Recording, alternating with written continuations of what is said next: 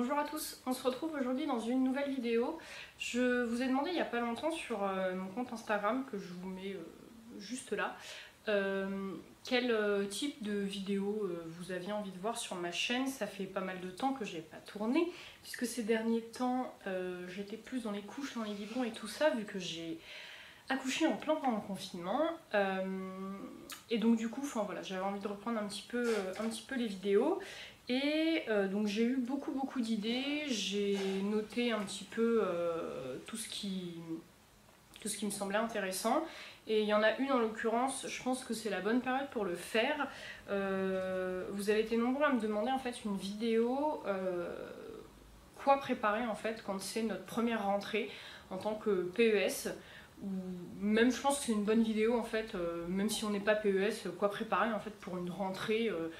Même je sais pas, quand on change d'école, quand on change de niveau, tout ça. Alors pour cette vidéo en fait je vais quand même partir du principe que vous êtes futur PES et que du coup vous êtes un peu largué, n'est-ce pas? Et je vais aussi partir du principe que votre futur binôme ce sera également PES, comme ça vous serez deux à être largués, vous aurez absolument tout à penser, parce que parfois quand vous arrivez, votre binôme c'est déjà une titulaire qui est là depuis assez longtemps, qui a de l'expérience, et donc il y a plein de choses en fait que vous n'aurez pas à faire, comme par exemple, je sais pas, la liste des fournitures ou les choses comme ça. Mais là, je vais vraiment partir de zéro en fait. Vraiment, nous sommes dans le caca, n'est-ce pas? Les trois premières choses à faire pour moi qui sont essentielles, enfin on va dire c'est surtout pour vous éviter de vous faire perdre un maximum de temps, non, vous faire perdre un minimum de temps, mais c'est plus ça. Il va falloir en fait pour commencer contacter votre école. Cette année c'est un petit peu bizarre parce que je pense que quand les résultats du CRPE vont tomber, toutes les écoles seront fermées clairement, mais habituellement en fait vous avez vos affectations quand même plus tôt. Et donc du coup, vous pouvez contacter les écoles, vous pouvez rencontrer le directeur ou la directrice, vos futurs collègues, et savoir éventuellement votre futur niveau. Aussi, c'est pas toujours évident, on n'a pas toujours ses coordonnées. Moi je sais que la mienne je l'avais trouvée sur Facebook, mais c'est top en fait si vous pouvez connaître d'avance votre binôme avec qui vous allez travailler. C'est quand même essentiel parce que vous allez d'ores et déjà pouvoir répartir voilà, les différentes matières. Après il y a deux types d'alternance. Je sais qu'il y a 3 semaines, où il y a 2 jours. Donc si c'est 3 semaines, vous serez obligé forcément de préparer tous les enseignements, mais voilà, il faudra répartir sur la période avec votre binôme. Et si c'est 2 jours, dans ce cas-là, vous ne pourrez pas tout enseigner. Et donc c'est avec votre binôme que vous allez devoir voir qui fait quoi en gros. Et c'est avec elle en fait que tout se fera. En fait, vous ne pouvez pas prendre de décision toute seule parce que vous serez forcément deux à gérer la classe. Donc du coup, il faut que vous soyez deux à prendre les décisions. Une fois que vous avez contacté votre binôme et contacté l'école, ce que je vous conseille de faire, parce que déjà, juste avec ces 2 points-là, vous aurez des informations à ne plus en pouvoir, je vous conseille de vous poser, de faire un petit brainstorming tranquille ou bilou sur votre bureau et de vous faire en fait une to-do list de tout ce que vous devez faire pour la rentrée. Cette to-do list, du coup, c'est un peu l'objet de la vidéo, je vais vous aider du coup à la faire. Donc selon la classe, selon le niveau que vous allez avoir, il va falloir vérifier les matières que vous allez enseigner tout simplement et les horaires. Alors je dis bien les horaires parce que ce que vous avez en fait dans les programmes officiels, vous allez avoir par exemple n'importe quoi, français à 8 heures. Mais alors attention, c'est pas 8 heures, 8h00. En fait de ces 8 heures là, il va falloir que vous déduisiez le temps de récréation, enfin les temps de récréation et les temps de cantine. Et donc de ces 8 heures, ça va faire, je sais pas, 7h20 par exemple. Donc ça c'est un petit calcul à faire que vous trouverez très facilement sur internet. Mais voilà, c'est important à savoir. Une fois que vous aurez fait ça, en fait, votre déduction d'heures et votre répartition de matière, vous allez pouvoir faire votre emploi du temps. Attention aussi, quand on vous dit par exemple, vous allez faire le français, attention, le français ça englobe plusieurs sous-matières. En fait, chaque matière englobe quand même plusieurs sous-matières. Le français, on a plein de choses dans le français. On a les dictées, on a la poésie, on a la grammaire, on a la conjugaison, on a... voilà, il y a vraiment beaucoup de choses. C'est pas... le français en fait va se répartir en plusieurs quotas horaires, entre guillemets, et c'est de ça en fait que vous allez faire votre emploi du temps. Pour les maths, c'est pareil, il y a la numération, la géométrie, les problèmes, etc. etc. Donc tout ça, c'est vraiment à prendre en compte. Renseignez-vous bien avant de faire votre emploi du temps, savoir en fait vraiment quelles sont les différentes sous-matières qu'il y a dans une seule matière. Par exemple, pour le cycle 3, j'ai n'importe quoi, il y a de la littérature en français. En cycle 2, il n'y a pas de littérature, mais par contre, il va y avoir de la phonologie, chose qu'il n'y aura pas au cycle 3. Donc voilà, tout ça, c'est des choses que vous devez vous renseigner en amont, surtout quand on débute, on est complètement largué. Voilà. Ensuite, deuxième chose, oui, bien sûr, la liste de fournitures. Alors ça, c'est super important. C'est pareil, la première année, c'est hyper compliqué de se rendre compte de ce qu'on va demander aux élèves, de ce qu'on va avoir besoin en fait tout au long de l'année. C'est super compliqué, mais partez sur un truc basique en fait la première année, parce que vous allez y aller à tâtons de toute façon toute l'année. Donc enfin voilà, vous partez sur un truc basique. À la rigueur, peut-être que vos collègues du même niveau auront déjà une liste déjà faite, donc essayez de voir s'ils peuvent vous la filer, comme ça au moins vous êtes sûr que vous aurez un truc quand même qui tient la route pour l'année. Et aussi, parallèle à la liste de fournitures, il y a la commande de classe. En général, quand on arrive la première année, vous n'avez pas à la faire parce que de toute façon, vous arrivez trop tard pour faire la commande de classe. C'est souvent début juin qu'on les fait. Et en septembre, s'il nous reste un petit peu de sous, on peut compléter. Mais en général, la première année, voilà, vous vous en occupez pas du tout. C'est un collègue du même niveau qui s'en occupera pour vous très certainement. Et vous vous retrouverez avec quasiment les mêmes cahiers que lui utilise pour sa classe. Donc dans ce cas-là, voyez avec lui comment il s'organise. En tout cas, pour cette première année, ce sera comme ça que vous ferez.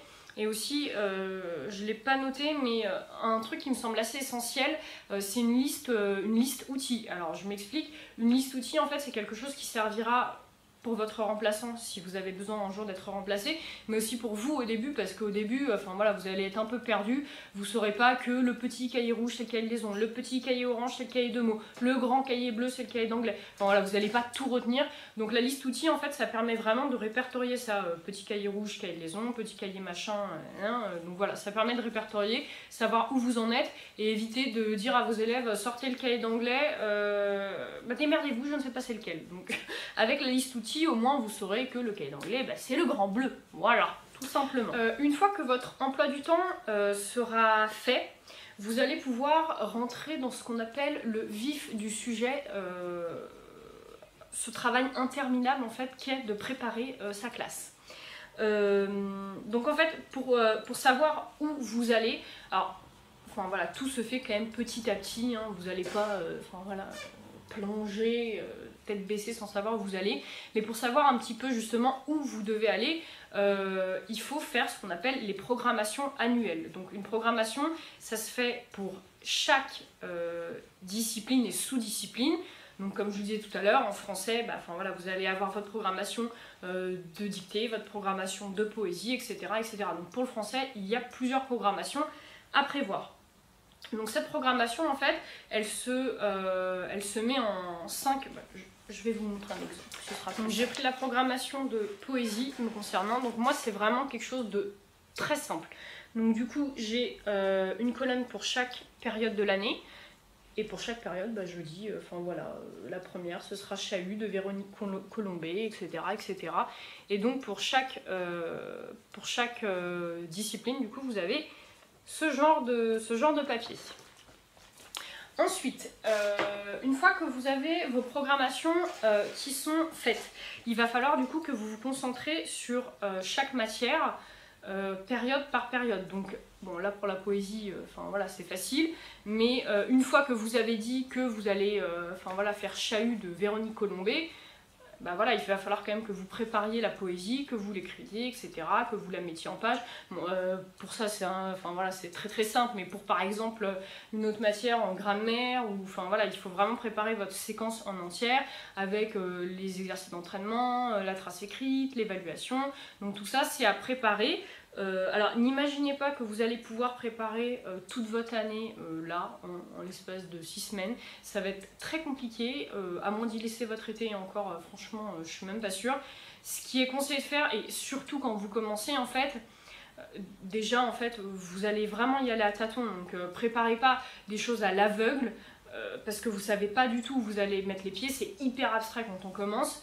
Vous allez pouvoir le faire petit à petit, mais sinon, une fois que vous aurez compris un petit peu la machine, ce que je fais en tout cas moi, c'est que je prépare de vacances à vacances. Donc là par exemple en juin-juillet, j'ai commencé à préparer ma rentrée et ma période 1.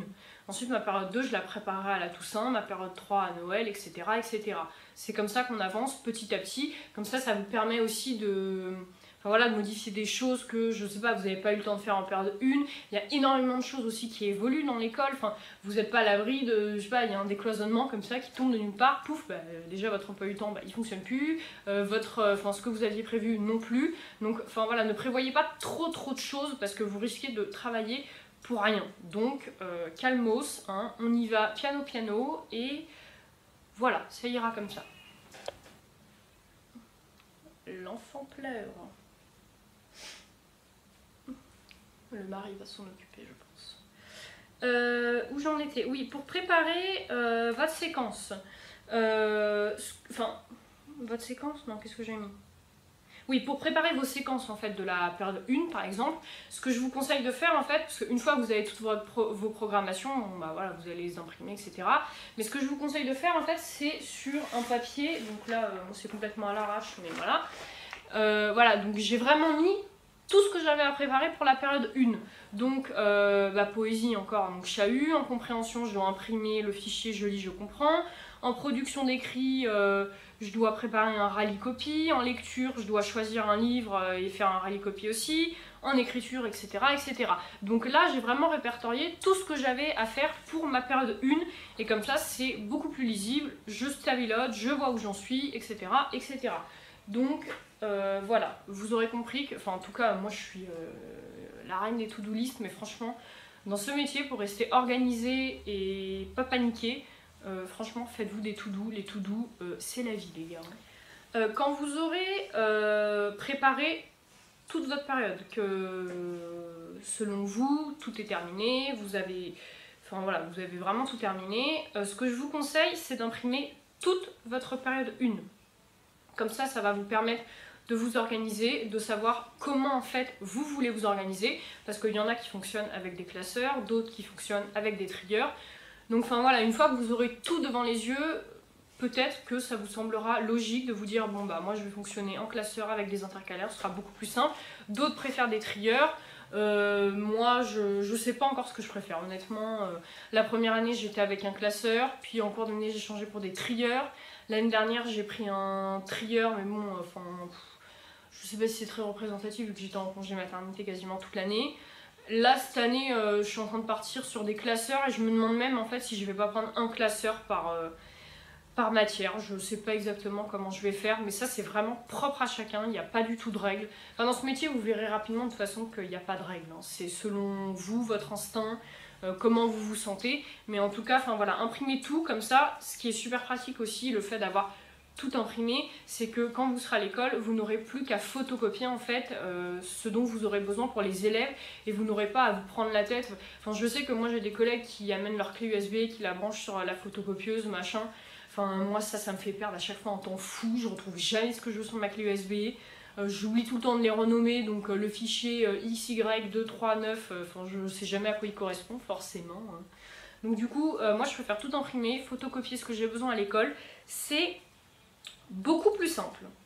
Aussi, ce que vous pouvez commencer à préparer, si du coup vous connaissez votre liste de fournitures, tout ça, ce sont les pages de garde. Bon ça c'est selon le niveau, hein, mais moi en étant en cycle 2, je prépare des pages de garde pour tous les cahiers, comme ça c'est joli, tout le monde a les mêmes. Enfin voilà, je fais des trucs un petit peu en genre de coloriage, comme ça ils peuvent un petit peu s'amuser à la rentrée quand ils ont du temps. Pensez à bien les faire selon la taille du cahier, c'est plus pratique. Si vous faites une grande page de garde pour un petit cahier, ça ne rentrera pas, donc voilà. Donc, pensez à faire ça. Pensez également à préparer du travail en autonomie. Ça c'est quelque chose au début moi que j'avais pas prévu, parce que je pensais qu'il n'y aurait pas de temps mort. Alors bon, des temps morts il n'y en a pas de ouf non plus, qu'on s'entende. Mais ça arrive qu'il y en ait, surtout que les élèves ne travaillent pas tous au même rythme. Donc prévoyez du travail en autonomie. Vous pouvez préparer des plans de travail pour le cycle 3, je sais que ça marche beaucoup. Vous pouvez préparer des coloriages magiques. Moi j'aime beaucoup les rallyes copies parce que moi en CE1 je suis en REP+, les élèves ont quand même encore beaucoup de mal à écrire, à former les lettres, tout ça, donc je prévois un temps vraiment d'écriture où ils apprennent à correctement écrire la lettre A en majuscule, en minuscule, etc. Mais voilà, les rallyes copies c'est vachement bien parce que ça leur permet d'écrire des trucs normaux, on va dire, des textes normaux, et ils sont en autonomie, et voilà, donc ça c'est très bien. Ensuite, il va aussi falloir penser aux affichages de votre classe.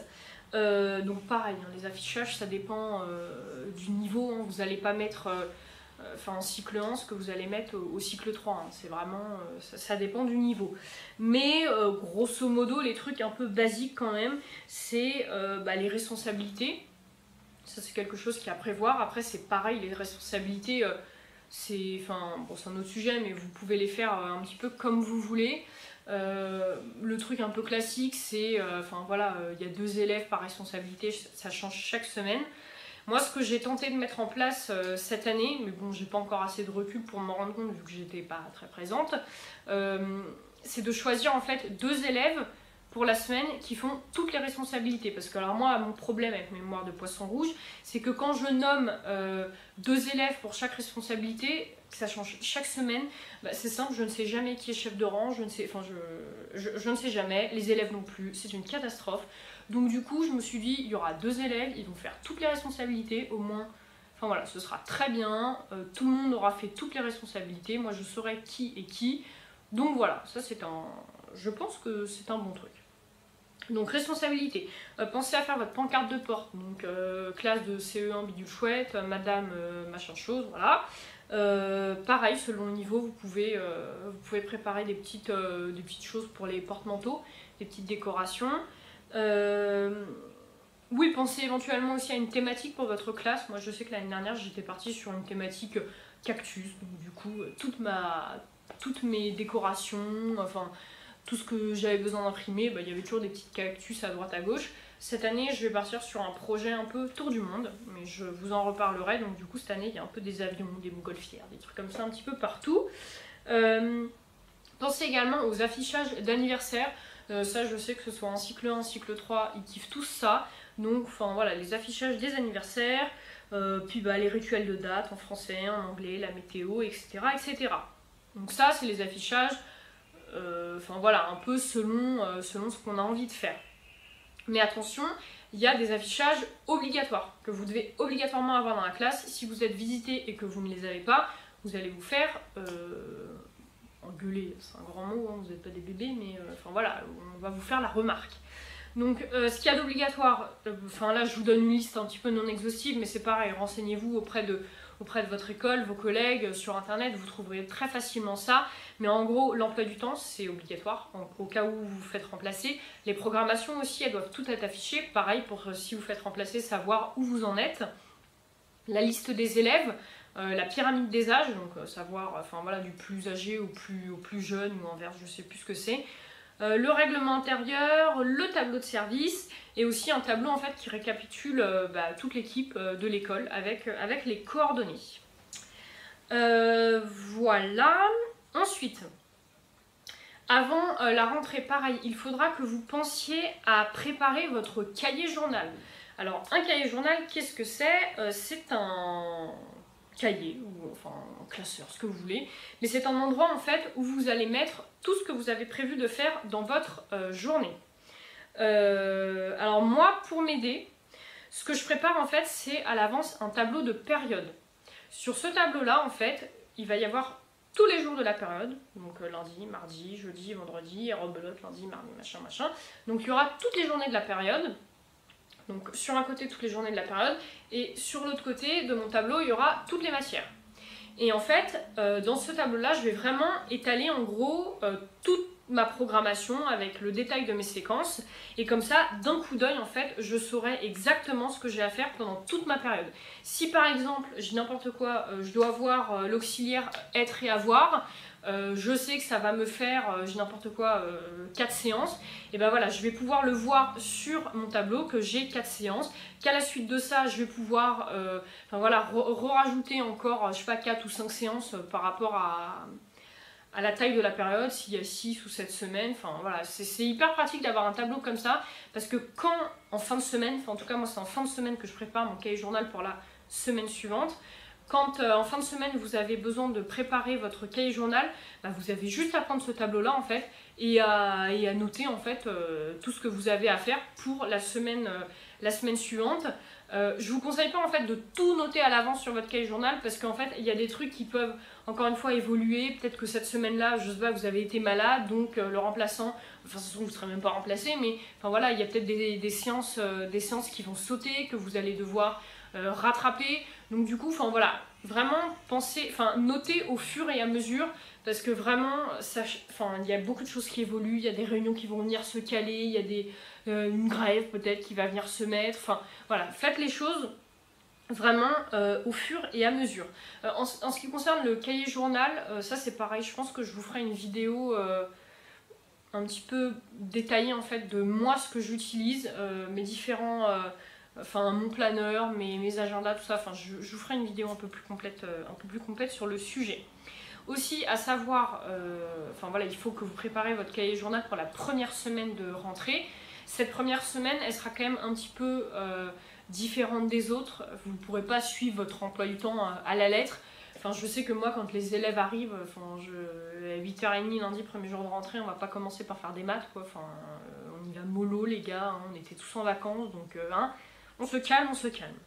Et donc du coup, pour cette première semaine, enfin voilà, varier un petit peu les temps de travail, parce qu'il faut quand même se remettre au travail petit à petit, et les temps de, enfin, pas d'amusement, mais les temps un peu plus ludiques, enfin voilà, colorier par exemple les porte-manteaux, prévoir, je sais pas, une décoration pour la classe, apprendre à connaître vos élèves, et vous aussi, il faut qu'ils apprennent à vous connaître. Donc enfin voilà, mais pensez quand même à le noter, parce que vous ne pouvez pas arriver à l'arrache et genre « Salut, on fait quoi aujourd'hui ?» Non, ça ne se passe pas comme ça. En tout cas pas dans ma classe. Donc voilà, pensez à faire ça. Ensuite, nous arrivons au bout, hein. Pas de panique.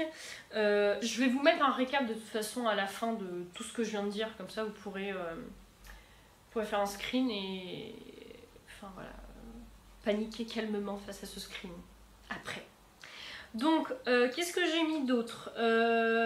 Oui, j'ai mis penser aussi que rien n'est gravé dans le marbre. Oui, c'est une bonne chose, c'est vrai, hein, rien n'est gravé dans le marbre. Tout ce que vous avez prévu, alors ça peut évoluer, donc ça peut...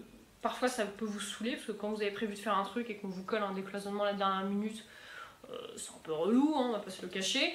Mais il y a certains trucs qui sont amenés à évoluer, mais c'est plutôt positif. C'est pareil, quand vous commencez, il y a beaucoup de choses qui sont assez compliquées en fait à se rendre compte. Et donc du coup, heureusement que vous allez pouvoir changer, vous allez pouvoir évoluer et modifier au fur et à mesure ce qu'il y a à modifier. Qu'est-ce que j'ai mis d'autre? Ah bah oui, bah après c'est extrêmement drôle ce que j'ai mis. Une fois que vous aurez fini tout ça, vous pourrez alors sortir de votre bureau, prendre un Doliprane ou vous tirer une balle au choix. Non, mais je rigole, bien évidemment, il ne faut pas faire ça. Non, mais vraiment, sérieusement, profitez de votre été. Parce que l'année qui vous attend, les gars, c'est... comment dire? Alors, le concours, c'est une année qui est vraiment méga stressante, où on ne voit que très peu la lueur du jour. C'est-à-dire, je pense que ceux qui ont été en confinement, nous avons tous été confinés, n'est-ce pas? Je pense que les CRPistes n'ont pas vu la différence, hein, clairement. Parce que moi, mon année de CRPE, bah, j'ai été confinée, en fait, de septembre à avril. Donc, voilà. Donc ça, c'est l'année de CRPE. Mais alors, l'année de PES, les gars... voilà. C'est que du bonheur. Non, mais franchement, c'est... Non, mais oui, hein, c'est que du bonheur, hein, parce que franchement... moi, je sais que... Enfin voilà, j'avais beaucoup de mal à réaliser en fait que ça y est, j'étais maîtresse quoi, voilà. Mais les gars, c'est tellement fatigant, tellement épuisant, tellement stressant. Donc vraiment, vraiment profitez de votre été. Moi là je me fixe de travailler enfin voilà, jusqu'à fin juillet, enfin voilà, je vais continuer à peaufiner, etc., à préparer ma rentrée, mais en août, que dalle, je ne touche à rien. Vous ne partez pas en vacances avec votre cahier journal, avec votre classeur, avec... Non, non, c'est une très mauvaise idée. C'est les vacances, ok? Donc vous vous reposez. Je pense que j'ai fait le tour de tout ça, il me semble bien. J'espère que cette vidéo aura pu vous aider un petit peu. Donc comme je vous ai dit, je vous mets un récap juste après ça. Et puis voilà. Voilà, n'hésitez pas si vous avez des questions. En commentaire, je suis pas du tout présente sur YouTube, hein, qu'on se le dise. Je pense que je reçois beaucoup de commentaires auxquels je ne réponds pas du tout. C'est pas bien du tout, c'est très mal. Mais sur Instagram, je suis très présente. Vous pouvez m'envoyer des messages privés. Je réponds peut-être pas forcément dans la journée, mais en tout cas, je réponds dans la semaine. Hein. Donc voilà, n'hésitez pas sur Instagram, je suis très présente. Je vous remets mon compte juste là. On est de plus en plus nombreux, c'est une dinguerie les gars. Merci beaucoup de me suivre, merci pour vos petits commentaires, vous dites tout le temps que je suis naturelle, pétillante et ça me fait vraiment très plaisir. En attendant la prochaine vidéo, je vous fais des gros bisous et je vous dis à la prochaine, bye.